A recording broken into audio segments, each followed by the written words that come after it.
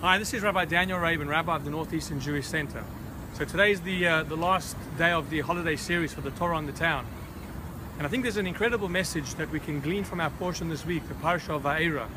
You know, behind me we see an incredible military power.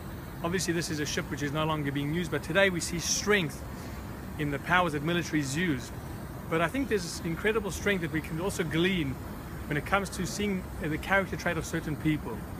And we see an incredible lesson from Moshe and Aaron this week.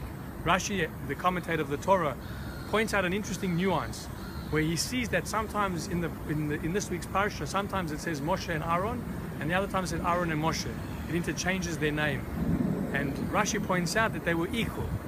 And that's why the Torah felt comfortable to switch the two names.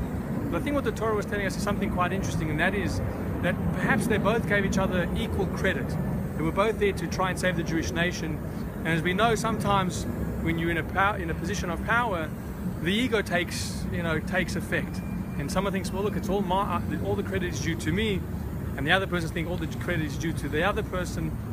Moshe and Aaron demonstrated the ability to show respect to one another, and that they could each take and give the other credit for the job they had done.